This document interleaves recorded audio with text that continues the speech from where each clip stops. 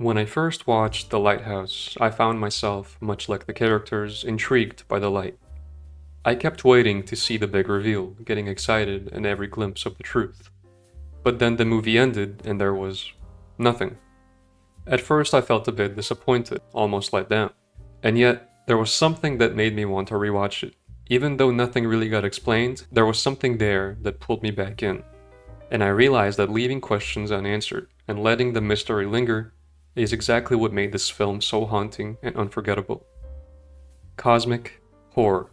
At this point, it's a well-known concept, but it's important that we first establish what exactly this means, at least in my interpretation. At its core, cosmic or Lovecraftian horror is the fear of the unknown and the incomprehensible.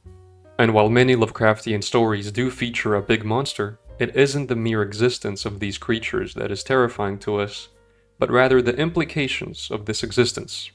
The fact that something so unnatural and terribly unfamiliar found its way into our world. In fact, I believe that the monster itself is entirely optional. What's more important is the presence of a source of madness, an entity or force that operates by its own rules, rules that we can't understand. And as a result of this fact, humans usually fall victim to this entity due to their grand insignificance. Any visual representation has to be given to the audience very carefully, and this is why this genre is difficult to execute well in film. But that's not to say that it can't be done, and in fact, some of the best examples of cosmic horror that I've seen come exactly from movies. So that's what we'll start this video off with. Needless to say, I will be entirely spoiling every title I talk about.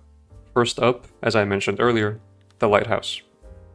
The Lighthouse is a psychological horror film directed by Robert Eggers, set on a remote and mysterious island, where two lighthouse keepers struggle with isolation and madness. And as they tend to the lighthouse, they slowly lose their grip on reality. Apart from the clear references to Proteus and Prometheus, the movie is very much up to the viewer's interpretation. There are a few theories online about potential meanings. One of these is that the rock the lighthouse sits on represents purgatory, with both characters trapped in a cycle of punishment and redemption.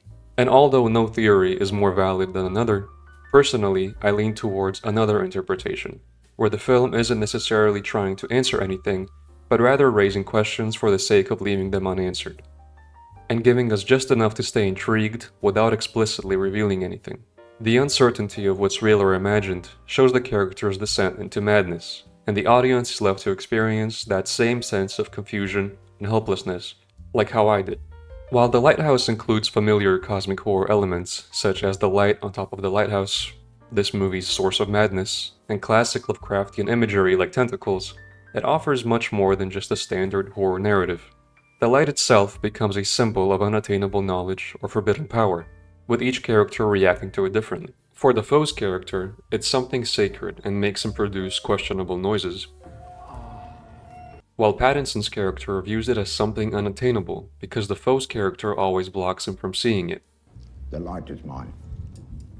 And at the very end, when he finally does reach it, it results in this reaction. And then he falls down the stairs and is eaten alive by seagulls. This shows one of the key ideas in cosmic horror: the human desire for understanding versus the terror of realizing some things are beyond comprehension. After all, the only way to remain sane in a Lovecraftian tale is to avoid comprehending the incomprehensible, because that will always lead to madness. And in the end, there is no clear resolution, no big monster, which is good, because once you give the audience that conclusion, it's no longer incomprehensible and loses the appeal. Instead, the film leaves you with its mysteries, its fragmented imagery, and its haunting atmosphere. This refusal to resolve anything is where the true horror lies, and the questions themselves, and the things left unsaid and unexplained. Annihilation is a science fiction horror film directed by Alex Garland, which follows a group of scientists who explore a strange, expanding area called the Shimmer. Now, I watched this one a few years ago for the first time, and although I really liked it, I didn't really appreciate it enough until I rewatched it for this video. And I have to say, this might be my favorite cosmic horror movie. It is much more on the nose with the cosmic elements than Lighthouse, but despite showing us these things, it doesn't take away from their impact, which is where a lot of other movies fall short. The Shimmer is this movie's source of madness, so to speak. It is a strange area originating from, interestingly enough, a lighthouse, and the core concept is that it combines different beings' DNA in ways that biology should not allow. But it does have other effects as well. Soon after the crew is shown entering the zone, they have trouble with orientation both with time and space. I don't remember anything. Also, all devices that are supposed to send signals outside of the shimmer don't seem to work. The very first creature the group encounters is an alligator. At least that's what they assume at first. After an unusually difficult fight, they take a closer look and discover shark teeth in its mouth, a crossbreed that should be impossible. That night, or who knows how many nights really passed, they seek refuge in an abandoned army base. While keeping watch, they hear a loud noise, and a bear comes through and takes one of the scientists before the rest can react. As the crew gets closer to the lighthouse, there are more mutations. There are some beautiful creations of the shimmer, such as these deer-looking animals with flowers on their antlers. It goes to show that the shimmer doesn't seek to destroy or corrupt, it's just doing its thing, whatever that may be.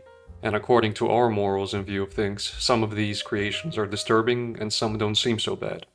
Another mutation that doesn't seem so bad, at least at first glance, are these flowers shaped like humans. Unfortunately, this turns out to be dead people. The flowers slowly merge themselves into the bodies until all that was left of the humans was the outline.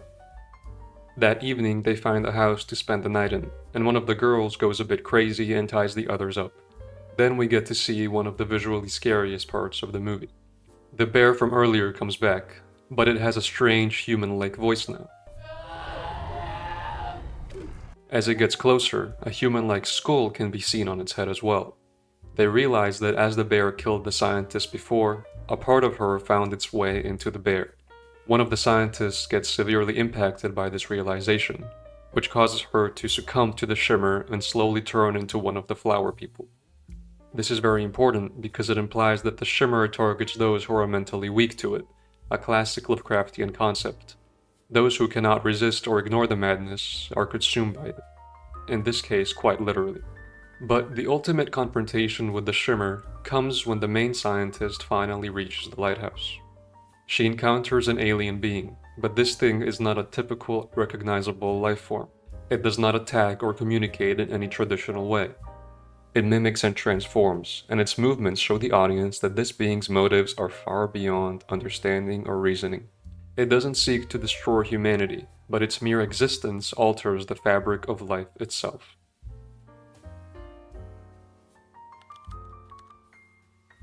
In the Mouth of Madness, directed by John Carpenter, is one of the most classic and praised Lovecraftian movies. The plot follows John Trent, an insurance investigator who's hired to track down missing horror novelist Sutter Kane. But Kane's books are more than just fiction. They're reshaping the world itself. And as Trent gets deeper into the investigation, he starts to lose his grip on what's real and what's just part of Kane's creation. The movie explores a central Lovecraftian concept. Reality can be bent or rewritten by forces beyond comprehension. In this case, the missing author is the source of madness, writing characters and events into existence. And anybody who reads his stories goes insane. Later, we will see where this concept first originated. What's especially scary is how powerless everyone is to stop it. Trent, as much as he tries to maintain his skepticism, gets pulled deep into Kane's world. And that's where the real horror comes from. The slow realization that Trent might just be a character in one of Kane's stories, with no free will at all. One of the best parts of this movie is when Trent visits the town of Hobbs End, the setting of the latest novel. At first, it feels like a typical, eerie New England small town, but you soon get the vibe that something is off here. Time loops, people start acting strange, and the physical space of the town itself doesn't seem to obey normal rules of reality. Everything around Trent is breaking down, like the world itself is unraveling at the seams. This shows us the cosmic horror trope of a fragile reality, where the thin layer of normalness can tear apart to reveal a dark underbelly. It's disorienting, and you feel that same sense of unease Trent does as he realizes that Hobbs End isn't just fictional, it's very much real now, and it's pulling him in. There are of course some monsters, but not in the traditional sense. Sure, there are glimpses of twisted Lovecraftian creatures, but they're not the main focus. The real monsters here are Kane's words and the reality they create. The monsters we do see, though, are pure Lovecraft, grotesque, hard to define, and more of a manifestation of the collapse of order and reason than anything physical. They don't need to be on screen all the time, because the mere idea of them is what's so unsettling here. Another important aspect of this movie is how Trent is a pretty reliable protagonist at the start. He's logical, skeptical, and grounded. But the more he digs into Kane's world, the more his sense of reality deteriorates.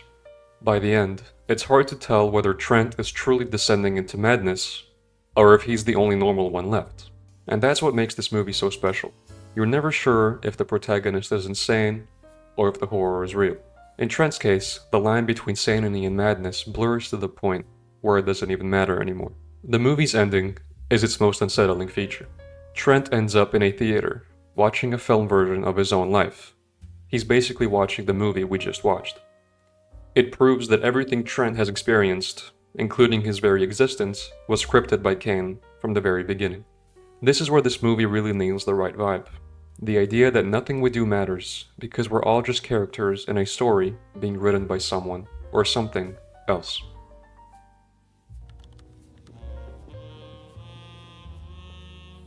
This may seem like an unusual pick for this topic, and I don't really see Twin Peaks mentioned when talking about cosmic horror, but in my opinion, it could fit the criteria.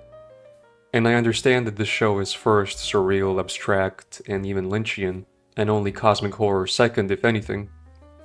So I'll cover this one briefly. The show begins as a seemingly straightforward murder mystery. The body of high school student Laura Palmer is found wrapped in plastic, washed ashore in a small logging town. As FBI agent Dale Cooper arrives to investigate, what starts as a traditional plot soon unravels into something far stranger. The deeper Cooper digs into the town's secrets, the more he is confronted with the fact that Laura's death, and maybe even birth, is tied heavily to forces beyond the physical world. One of the key elements that points me towards cosmic horror is the presence of the Black Lodge. Scenes from this place are my favorite of the whole show because of how strange everything is. Everything that happens here is extremely bizarre. Hallelujah. But also captivating. It is a parallel dimension that exists beyond our understanding, in most cases. Some characters do manage to enter. And I love how the entrance to the lodge is shown. Red curtains appear in a dark forest, an entrance hidden in our reality that presents itself to the few who manage to understand it. But this understanding comes with a great cost. For example, Cooper gets trapped in the Black Lodge, where he encounters strange beings. This warps his reality, leaving him psychologically fractured and eventually replaced by his malevolent doppelganger in the outside world. The Black Lodge isn't just a physical place, it embodies the idea of unknown power. Its inhabitants, like the dwarf and Bob, seem to follow rules beyond understanding. Bob, in particular, is an entity that possesses and manipulates humans, showing us that we are all in some way vulnerable to forces much larger than ourselves. The reason why I am mentioning this show is that there's always a sense that there's more to the world than what we can see or explain. And to be honest, I got this sense more from this show than any other media. The show's use of dream logic, cryptic symbolism, and surreal imagery taps into that feeling of cosmic insignificance. On the topic of TV shows, Season 1 of True Detective easily ranks in my top 5 shows of all time. And while the show comes close with the supernatural, it never really crosses that line. But the reason I'm bringing it up now is because it introduced me to an interesting tale through its explicit references to the King in Yellow, a figure from Robert W. Chambers' 1895 collection of stories. In True Detective, the title of the Yellow King is given to the main villain, and the otherworldly location mentioned in the short stories, Carcosa, is an explicit location in the TV show. The King in Yellow is a myth within a myth, a forbidden play with the power to drive readers mad. Sound familiar? First appearing in the short stories, the characters who encounter the play are left teetering between reality and something sinister, unable to unsee what they've learned. I will quickly read you one of the few lines we do get to see from the play. Strange is the night where black stars rise, and strange moons circle through the skies. But stranger still is lost Carcosa. The titular character, the king, is a looming figure draped in yellow. We don't get too many details, but we don't need them either. An example of madness in The King in Yellow is in the story The Repairer of Reputations. Here we meet Hildred Castaigne, a young man who descends into insanity after reading the play. His mind is so warped that he begins to believe in a bizarre, conspiratorial vision of New York City, a world where suicide is legalized, and he's destined to become a powerful ruler under the king's reign. By the end, Hildred is completely lost to the world of the king, a prisoner of his own mind, disconnected from reality. Another thing about The King in Yellow is that it inspired Lovecraft, the creator of what we reference as cosmic horror.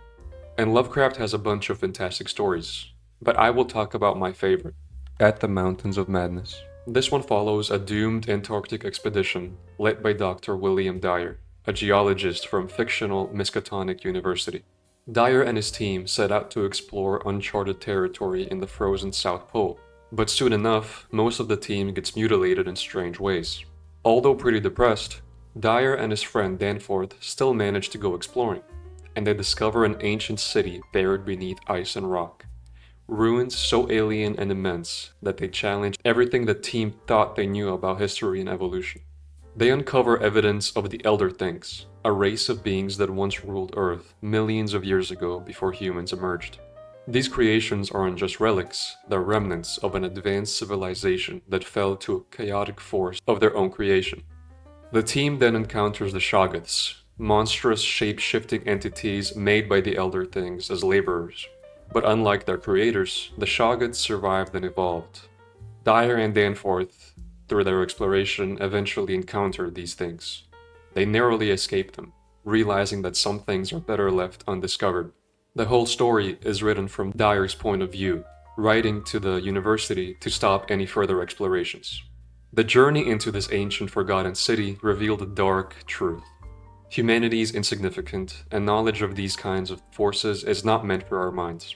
In fact, my favorite part is that Danforth goes really crazy and says things such as the Black Pit, the Proto-Shoggoths, the windowless solids with 5 dimensions, the nameless cylinder, the Elder Pharos, the primal white jelly, and the color out of space. These words definitely invoke a feeling that there is much we don't know.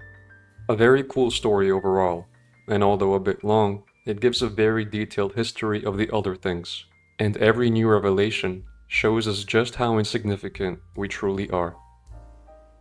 And let's end our titles with a comic book. And what better writer to talk about than Junji Ito? Since Uzumaki is mentioned in most videos of this nature, I will focus on another of his works, Hellstar Remina. But before I do that, I realize that Uzumaki also has a sinister lighthouse with cosmic significance. So that's 3 pieces of media already, including the lighthouse and Annihilation. I wonder what's up with lighthouses, that writers keep using them for these stories. Hellstar Remina begins with the discovery of a new celestial body, initially celebrated as a scientific breakthrough. It's named after the scientist's daughter, Remina, a questionable choice that quickly turns against them, as it becomes clear that this isn't just a lifeless rock drifting through space. This planet, Remina, displays behaviors that shouldn't be possible. As one character looks at it, it changes direction, hurtling towards Earth and destroying any celestial bodies it encounters. I got a strong sense of megalophobia when this happens. The planet's approach isn't only fast, it's calculated, like an intelligent predator. Humanity soon realizes that Remina isn't just a planet, it's something alive, something malicious. People begin to suspect a dark connection between the girl, Remina, and the planet itself, turning the girl into a scapegoat. The story dives into this twisted desperation, where fear blurs into a kind of madness.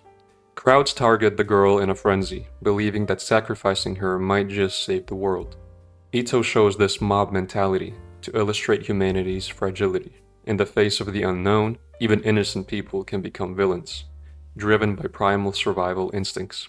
And yet, the real horror lies on the surface of the planet itself. When a team of scientists reach the surface, what they find is horrifying beyond reason. The planet is covered in writhing, sinewy textures and strange organic shapes, as if the very surface was alive. It's filled with monstrous formations that hint at the planet's unspeakable origins. The art drives home with these surreal, nightmarish visuals. presenting a world that feels alive in the most disgusting way possible.